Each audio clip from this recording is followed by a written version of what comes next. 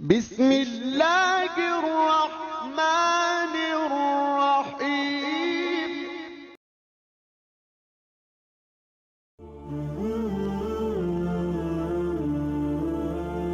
حضور نبی کریم صلی اللہ علیہ وآلہ وسلم نے خانہ کعبہ کا طواف کیا اور عمرہ ادا کیا۔ 9 ذی الحج کو آپ صلی اللہ علیہ وآلہ وسلم نے میدان عرفات میں ذیل کا خطبہ دیا، جسے خطبہ حجۃ الوداع کہا جاتا ہے۔ اس موقع پر آپ صلی اللہ علیہ وآلہ وسلم نے ارشاد فرمایا، لوگو، زمانہ جاہلیت کے تمام دستور میرے قدموں تلے ہیں۔ اے لوگو، تمہارا رب ایک ہے اور تمہارا باپ آدم علیہ السلام ایک ہے۔ اب نہ کسی عربی کو کسی اجمی اور نہ کسی اجمی کو کسی عربی پر کوئی فضیلت حاصل ہے، نہ ہی کسی گورے کو کسی کالے پر اور نہ ہی کسی کالے کو کسی گورے پر، سوائے تقویٰ کے، اور تمام مسلمان آپس میں بھائی بھائی ہیں۔ تم اپنے غلاموں کو وہی کھلاؤ جو تم خود کھاتے ہو، اور انہیں پہننے کے لیے وہی دو جو تم خود پہنتے ہو۔ میں نے زمانہ جاہلیت کے تمام خون معاف کر دیے، اور سب سے پہلے میں اپنے خاندان کا خون، ربیعہ بن حارث کے بیٹے کا خون معاف کرتا ہوں۔ میں زمانہ جاہلیت کے تمام سود کے کاروبار کو بھی ختم کرتا ہوں، اور سب سے پہلے اپنے چچا حضرت سیدنا عباس رضی اللہ تعالیٰ عنہ کا سود ختم کرتا ہوں۔ عورتوں کے معاملہ میں اللہ تعالیٰ سے ڈرو، ان کا تم پر حق ہے اور تمہارا حق ان پر ہے۔ تمہاری جان و مال ایک دوسرے پر حرام ہے، جس طرح یہ دن اور یہ شہر، اور اس میں جب تم اپنے رب سے ملنے والے ہو، میں تمہارے درمیان ایسی چیز چھوڑے جاتا ہوں جسے تم اگر مضبوطی سے تھامے رکھو گے تو کبھی گمراہ نہ ہوگے، اور وہ ہے اللہ کی کتاب اور میری سنت۔ اللہ تعالیٰ نے ہر حقدار کو حق دیا، پس وارث کے لیے کوئی وصیت نہیں ہے۔ بچہ اس کا ہے جس کے بستر پر پیدا ہوا ہے، اور زانی کے لیے پتھر ہے، اور اس کا حساب اللہ کے ہاں ہوگا۔ لڑکا اپنے باپ کے علاوہ کسی سے نہ پکارا جائے گا، اور نہ غلام کو اپنے آقا کے سوا کوئی نسبت ہوگی۔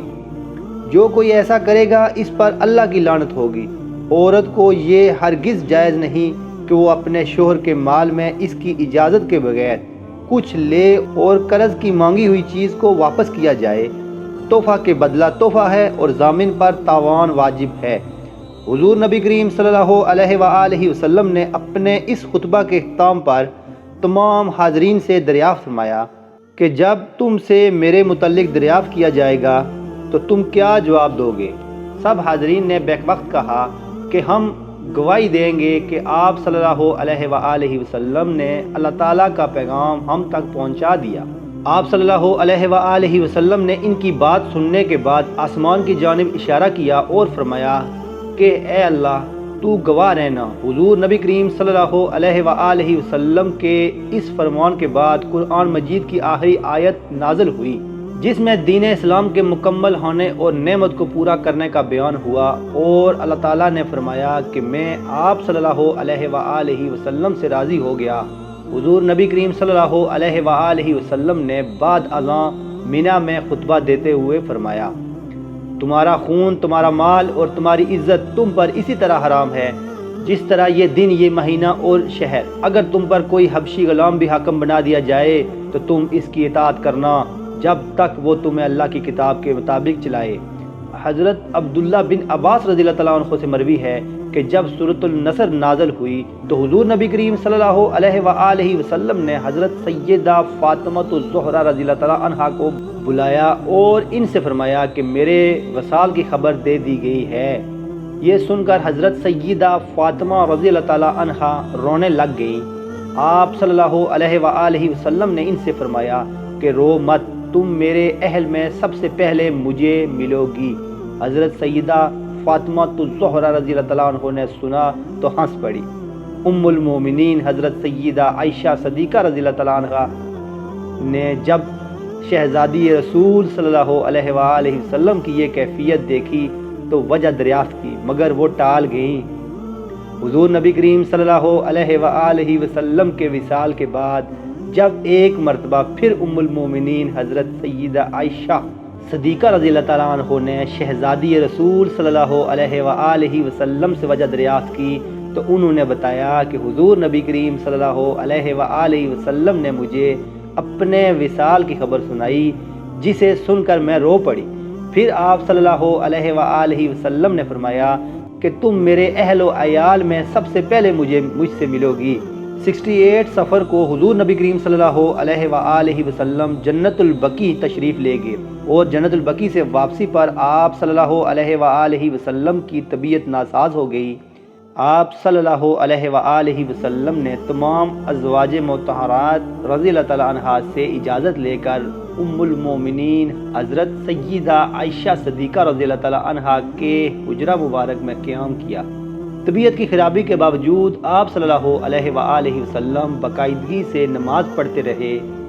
جب طبیعت زیادہ ناساز ہو گئی تو آپ صلی اللہ علیہ وآلہ وسلم نے حضرت سیدنا بلال رضی اللہ تعالیٰ عنہ کو بلایا اور انہیں حکم دیا کہ وہ حضور سیدنا ابو بکر صدیق رضی اللہ تعالیٰ عنہ سے نماز کی امامت کے لیے کہیں۔ ام المومنین حضرت سیدہ عائشہ صدیقہ رضی اللہ تعالیٰ عنہ فرماتی ہیں کہ میں نے عرض کیا کہ یا رسول اللہ صلی اللہ علیہ وآلہ وسلم، ان پر بہت جلد رکت طاری ہو جاتی ہے، وہ جب قرات کریں گے تو لوگ ان کی آواز سن نہ سکیں گے۔ آپ صلی اللہ علیہ وآلہ وسلم حضرت سیدنا عمر فاروق رضی اللہ تعالیٰ عنہ کو حکم دیں کہ وہ امامت کریں۔ حضور نبی کریم صلی اللہ علیہ وآلہ وسلم نے فرمایا کہ نہیں، امامت صرف ابوبکر رضی اللہ تعالیٰ عنہ ہی کریں گے۔ ایک روز ظہر کے وقت حضور نبی کریم صلی اللہ علیہ وآلہ وسلم کی طبیعت قدرے سنبھلی تو آپ صلی اللہ علیہ وآلہ وسلم نے غسل کیا اور حضرت سیدنا عباس رضی اللہ تعالیٰ عنہ اور حضرت سیدنا علی مرتضیٰ رضی اللہ تعالیٰ عنہ کے ہمراہ مسجد نبوی میں تشریف لائے۔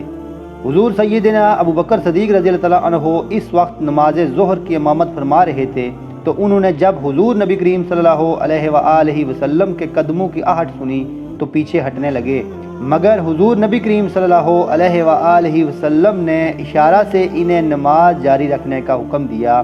نماز کی ادائیگی کے بعد حضور نبی کریم صلی اللہ علیہ وآلہ وسلم نے صحابہ اکرام رضی اللہ تعالیٰ عنہم کو مخاطب کرتے ہوئے فرمایا کہ میرے بعد میری قبر کو یہود و نصارہ کی طرح سجدہ گاہ نہ بنا لینا، اور تم کو انصار کے حق میں وصیت فرماتا ہوں کہ یہ لوگ میرے جسم کے پیراہن ہیں اور انہوں نے میرے متعلق اپنے حقوق کو پورا کیا ہے، اور ان میں سے اچھا کام کرنے والوں کو عزت کی نگاہ سے دیکھنا اور لغزش کرنے والوں سے درگزر سے کام لینا۔ تم میں ایک بندہ ایسا بھی ہے جس کے سامنے دنیا کو پیش کیا گیا مگر اس نے آخرت کو اختیار کیا۔ حضرت ابو بکر صدیق رضی اللہ تعالیٰ عنہ نے جب حضور نبی کریم صلی اللہ علیہ وآلہ وسلم کی بات سنی تو آپ رضی اللہ تعالیٰ عنہ کی آنکھوں سے آنسو جاری ہو گئے اور سمجھ گئے کہ حضور نبی کریم صلی اللہ علیہ وآلہ وسلم کا اشارہ میری جانب ہے۔ آپ رضی اللہ تعالیٰ عنہ نے عرض کیا کہ یا رسول اللہ صلی اللہ علیہ وآلہ وسلم، میرے ماں باپ، میری جان، میرا مال اور سب کچھ آپ صلی اللہ علیہ وآلہ وسلم پر قربان ہو۔ حضور نبی کریم صلی اللہ علیہ وآلہ وسلم نے فرمایا اے ابو بکر صدیق رضی اللہ تعالیٰ عنہ تسلی رکھو۔ پھر فرمایا کہ ابو بکر رضی اللہ تعالیٰ عنہ کے دروازے کے علاوہ مسجد کی جانب کھلنے والے تمام دروازے بند کر دو، اور کوئی ایسا نہیں سوائے ابو بکر رضی اللہ تعالیٰ عنہ کے جسے میں اپنا دوست رکھتا ہوں۔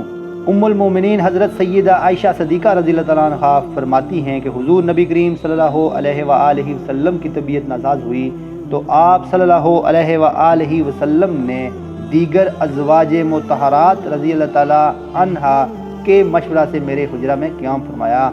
میں آپ صلی اللہ علیہ وآلہ وسلم کی تیمارداری میں مصروف رہی۔ ایک روز آپ صلی اللہ علیہ وآلہ وسلم کا سر مبارک میرے کندھے پر تھا کہ آپ صلی اللہ علیہ وآلہ وسلم کا سر مبارک میرے سر کی جانب مائل ہوا۔ میں نے گمان کیا کہ شاید کسی حاجت کا ارادہ ہو۔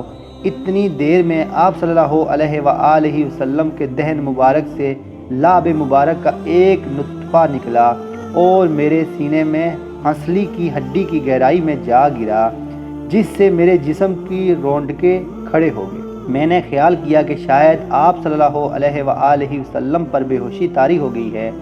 میں نے آپ صلی اللہ علیہ وآلہ وسلم کو چادر سے ڈھانپ دیا اس دوران حضرت سیدنا عمر فاروق رضی اللہ تعالیٰ عنہ اور حضرت مغیرہ بن شعبہ رضی اللہ تعالیٰ عنہ آگے، انہوں نے اندر آنے کی اجازت طلب کی اور میں نے ان کو اندر بلا لیا اور پردہ کھینچ لیا۔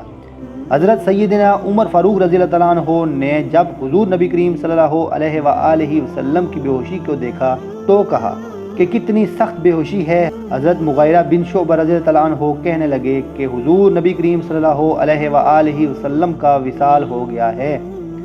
حضرت سیدنا عمر فاروق رضی اللہ تعالیٰ عنہ نے کہا کہ تم جھوٹ کہتے ہو اور فتنہ پھیلانا چاہتے ہو، بے شک حضور نبی کریم صلی اللہ علیہ وآلہ وسلم کا وصال اس وقت تک نہ ہوگا جب تک اللہ تعالیٰ منافقین کو ختم نہیں کر دے گا۔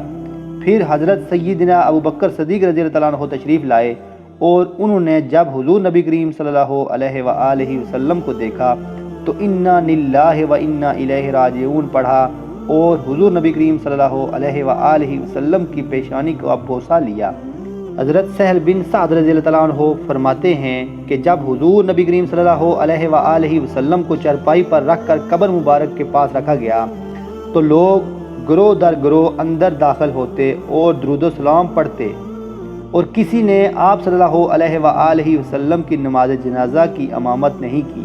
حضرت سیدنا ابو بکر صدیق رضی اللہ تعالیٰ عنہ اور حضرت سیدنا عمر فاروق رضی اللہ تعالیٰ عنہ مہاجرین و انصار کے کچھ گروہ کے ساتھ جو حجرہ مبارک میں آ سکے اندر داخل ہوئے اور بلند آواز سے السلام علیکہ ایھا النبی ورحمۃ اللہ وبرکاتہ کہا اور کہا کہ اے اللہ، ہم گواہی دیتے ہیں کہ جو کچھ آپ صلی اللہ علیہ وآلہ وسلم پر نازل کیا گیا، آپ صلی اللہ علیہ وآلہ وسلم نے اس کی تبلیغ فرمائی اور اپنی امت کو نصیحت فرمائی اور اللہ کے راستے میں جہاد کیا اور اللہ کے دین کو عزت بخشی اور اللہ کے کلموں کو پورا کیا، اور اے اللہ ہمیں بھی ان لوگوں میں سے کر دے جو حضور نبی کریم صلی اللہ علیہ وآلہ وسلم کے قول کو پورا کرنے والے ہیں، اور ہمیں آپ صلی اللہ علیہ وآلہ وسلم کے ساتھ جمع کر دیجئے۔ ہم حضور نبی کریم صلی اللہ علیہ وآلہ وسلم پر ایمان لائے اور اس کے عوض کوئی قیمت طلب نہ کی۔ مہاجرین و انصار نے اس کے جواب میں آمین کہا۔ ہماری ویڈیو کا اختتام ہوتا ہے۔ اگر ہماری ویڈیو آپ کو اچھی لگ رہی ہے تو پلیز لائک، سبسکرائب اور شیئر ضرور کیجیے۔ السلام علیکم ورحمۃ اللہ وبرکاتہ۔